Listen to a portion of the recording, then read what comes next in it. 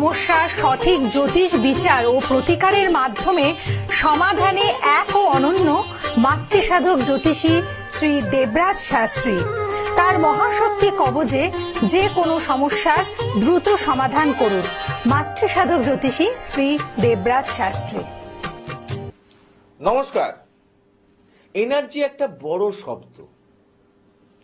কারণ এই কথাটা কেন বললাম, আপনার ভিতরে অনেক কিছু আছে কিন্তু নেই এনার্জি। এই এনার্জির অভাব কিন্তু বহু মানুষের মধ্যে এখন দেখা যাচ্ছে।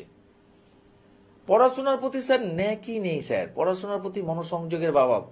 স্যার জোর করে স্যার চাকরির জন্য ইন্টারভিউ দেওয়াচ্ছি, ওর ভিতরে কোনো এনার্জি নেই। এই এনার্জির জায়গাটা আপনার ছকে সব ভালো।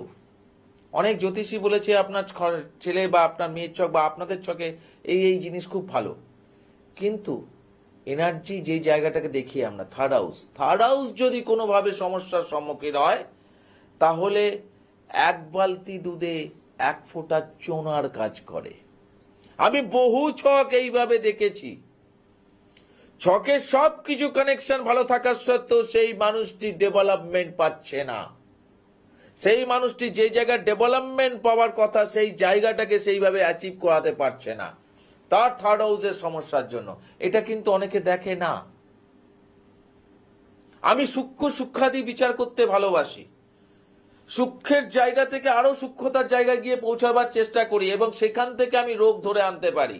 আর রোগ ধরে আনতে পারি বলেই সেই মানুষটাকে আমি সেই সফলতা বা সেই উপকারটা দেওয়াতে পারি। এটা আমি জোর গলায় বলি।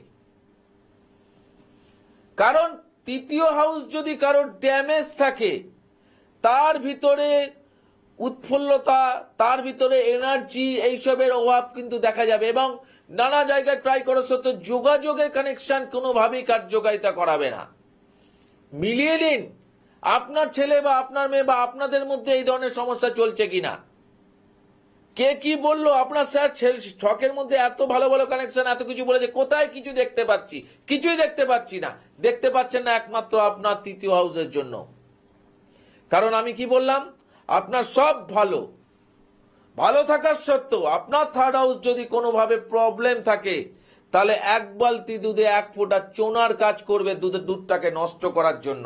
ঠিক সেইভাবে আমাদের জীবনে হরোস্কোপ বা আমাদের জীবনে চলার পথে যে যে কানেকশনের প্রয়োজন, সেই কানেকশন ভালো থাকার সত্ত্বেও এই তৃতীয় হাউসের সব সমস্যার জন্য মানুষের জীবনে নানা রকম সমস্যার সম্মুখীন মানুষ এখন হচ্ছে। এই জায়গা থেকে নিস্তার পাওয়ার কোনো উপায় অবশ্যই আছে। তার আগে দেখতে হবে এই থার্ড হাউসের পজিশন। এই পজিশনগুলোকে আমি খুব ফলো করি। কারণ এই জন্যই তো আমি বারবার বলি যে আমার কাছে এলে একটু সময় নিয়ে আসবেন। আমি তাড়াহুড়া করে প্রেডিকশন করতে পারি না বা জানি না। কারণ মানুষটা যে ভরসা নিয়ে আমার কাছে এসছে, আমাকে সেই ভরসাটা তাকে জোগাতেই হবে।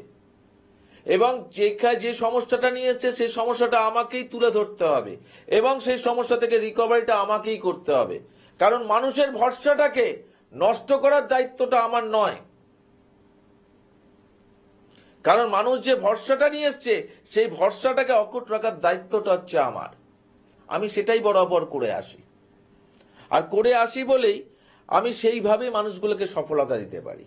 স্যার একদম ঠিক বলছেন, স্যার একদম ঠিক বলছেন, এই জিনিসটাই হয়েছে। স্যার আপনি কি আমার বাড়ির পাশে থাকতেন? কারণ এই ধরনের কথা স্যার একমাত্র বাড়ির পাশে বা বাড়ির লোক ছাড়া বলতে পারবে না, যেটা আপনি বলে দিলেন। মানুষের বক্তব্য। স্যার এই ধরনের প্রেডিকশন এখনো পর্যন্ত কলকাতার বুকে কোনো জ্যোতিষীর কাছে এইভাবে পাইনি। কারণ আমি স্যার আপনার আগেও 4-5 জনের কাছে গেছিলাম, জ্যোতিষ বলুন, তান্ত্রিক বলুন, কারা এই ধরনের প্রেডিকশনই করেনি স্যার। তারা বলেছে এত টাকা খরচা করতে হবে তাহলেই আপনার কাজ হয়ে যাবে। কিন্তু আপনি যেভাবে বললেন, ঘটনাগুলোকে যেভাবে মিলিয়ে দিলেন, এই মেলানোটা পরীক্ষা দেওয়া নয়। মেলানোটা হচ্ছে আপনাকে কি করে আমি সফলতা আনবো। সফলতা তো আমি মুখ দেখে আনবো না, আপনার ভিতরকার প্রবলেমকে বের করে এনে তারপর সফলতা আনবো। এই সফলতাটাকে এইভাবেই করে আসছি বলে এখনো সেই জায়গাটায় সাকসেস দিতে পারছি। স্বামী স্ত্রীর মধ্যে আমি বলেছিলাম বিয়ের পরেই অশান্তি হবে। প্রেম প্রীতি ভালোবাসা করে বিয়ের পরে অশান্তি কি করে হলো? স্বামী স্ত্রীর মধ্যে মুখ দেখা দেখি বন্ধ হয়ে গেল, মেয়ে বাপের বাড়ি, ছেলে ছেলের বাপের বাড়ি। তা তো ভালোবাসা করে বিয়ে করেছিল, তাহলে এত ভালোবাসা থাকার সত্ত্বেও বিয়েতে পরিণত হওয়ার পর এদের মধ্যে এতটা বিষ কি করে এলো? কেউ কি স্যার ক্ষতি করে দিল? ক্ষতি নয়, কারণ ভালোবাসা যখন ছিল তখন তার ফিফথ হাউস কাজ করছিল, কিন্তু ভালোবাসাটা যখন পরিণত বিয়েতে হলো তখন পঞ্চমের সাথে সাথে সপ্তম কাজ করলো। সপ্তম বিয়ে, আমার ঘরগুলো চেঞ্জ হলো। সপ্তম ভাবাধিপতি যদি ডিস্টারবেন্স থাকে, সেখানে স্বামী স্ত্রীর মধ্যে সম্পর্কের জায়গায় একটা প্রবলেম ক্রিয়েট করাবে, আর সেটাই করালো। এই জায়গাগুলো যখন মানুষজন আসে, মানুষজনকে দেখি, আমি যখন বলি তখন বলি স্যার এটাই হয়েছে স্যার। আমি বললাম কোনো চিন্তার কারণ নেই, আমি যেভাবে বলছি ঠিক সেইভাবে তুমি নিজেকে প্রোটেক্ট করো, দেখো আস্তে আস্তে সম্পর্কটা আবার সুসম্পর্কে পরিণত হবে। হয়েছে, ডিভোর্সের পর্যায়ে চলে যাওয়া ব্যক্তিকে আবার সেই জায়গায় সংসার করিয়েছি। আমি ভাঙতে রাজি নই, আমি গড়তে রাজি।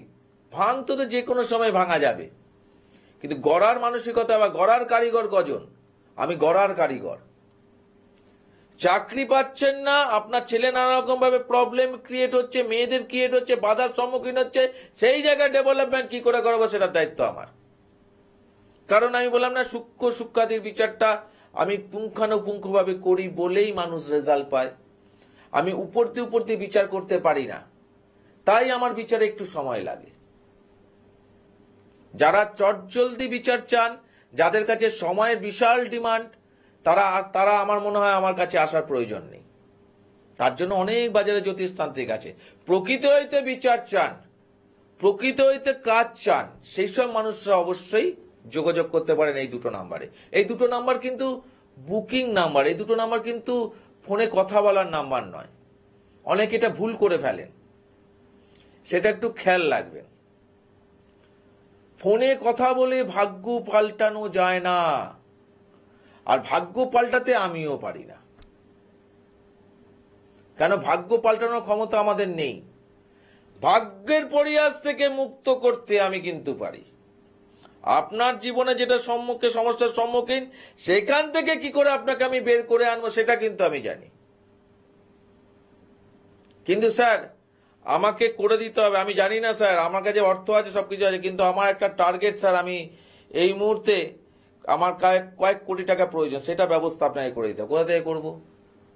এই যে অনেক মানুষজন ফোন করে, আচ্ছা স্যার একটা নাম্বার বলুন না স্যার, এই নাম্বার বলুন। কেন হচ্ছে যে একটা নাম্বার বলে লটারিতে একটা যদি কিছু পাওয়া যায় স্যার। আচ্ছা সেই নাম্বারটা যদি আমি জানি, তাহলে আপনাকে আমি কেন দেব? সেই নাম্বারটা তো আমি কেটে আমি নিজেই কোটিপতি হতে পারি, তাহলে আপনাকে কেন দেব? যোগ দরকার, কানেকশন দরকার। এই জায়গাটাকে এখন বুঝুন। কারণ এইভাবে জ্যোতিষতান্ত্রিক যতই প্রোগ্রাম করেছে, অনুষ্ঠান করছে, সবই করছে, কিন্তু এইভাবে ভেঙে কেউ বলে না। আজ পর্যন্ত কোনো জ্যোতিষতান্ত্রিকদের মুখে শুনবেন না যে অতীত মেলাবার কথা বলে। সবাই দেখবেন আপনাকে ভবিষ্যতের কথা বলায়, যেটা আপনি দেখেননি। কিন্তু আপনি বুঝবেন কি করে সেই ব্যক্তিরা ঠিক বলছে না ভুল বলছে? আমি বাস্তব লোক, বাস্তব কথা বলতে ভালোবাসি। তখনই বুঝবেন যখন সে আপনার অতীত মেলাতে পারবে, যখন সে অতীতের মাধ্যম দিয়ে আপনার জীবনের সমস্যার কথাগুলো তুলে ধরবে, তখন আপনি মেলাবেন যে হ্যাঁ এই জিনিসগুলো আমার জীবনে ঘটেছে।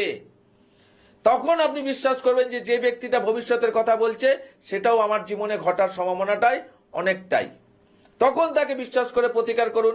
এরকম ধরনের মানুষের কাছে যারা প্রতিকার করেছেন, প্রত্যেকটা মানুষ কিন্তু সেইভাবে সফলতা পেয়েছে। কিন্তু এ ধরনের জ্যোতিষতান্ত্রিকের সংখ্যাটাই তো স্যার কম।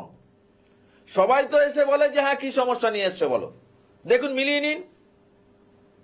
অতীত কেউ বলে না। আর অতীতের কথা ঘাটতে গেলেই যখন আমরা প্রশ্ন করি যে আচ্ছা আপনি অতীতটা একটু বলুন, বলছে অত সময় আমার নেই। বা অতীত জেনে আপনার কি হবে? যেটা ঘটে গেছে।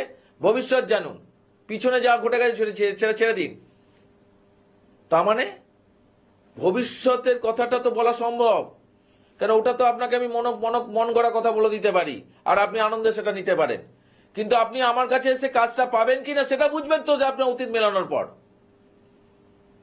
এইভাবে যারা মিলিয়েছে, যারা এইভাবে জ্যোতিষটাকে করেছে, যারা এইভাবে তন্ত্রটাকে করেছে তাদের কাছে মানুষ কিন্তু সফলতা পেয়েছে।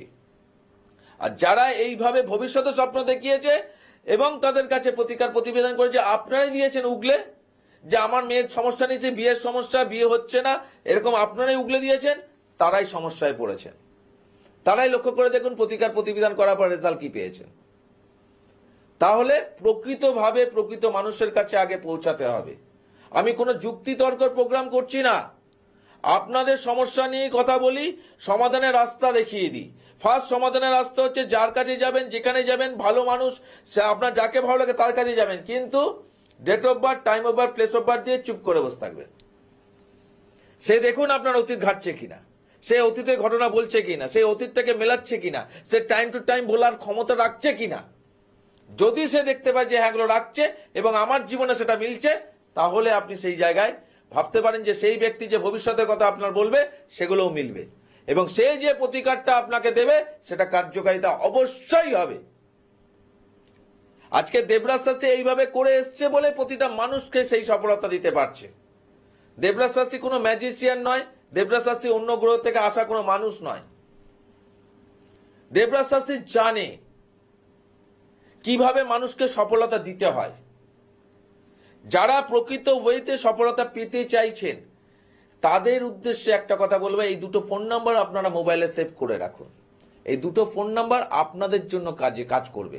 আর যারা মনে করছেন আমার সঙ্গে এসে সরাসরি যোগাযোগ করবেন, তাদের জন্য দেখুন কোথায় নাম্বার নিচ থেকে স্ক্রল যাচ্ছে, যার যেখানে সুবিধে সেই অনুযায়ী আপনারা যোগাযোগ করে নেবেন। জিজ্ঞাসা করবেন না অমুক জায়গায় বসেন কি অমুক জায়গায় বসেন, এগুলো কিন্তু জিজ্ঞাসা করবেন না।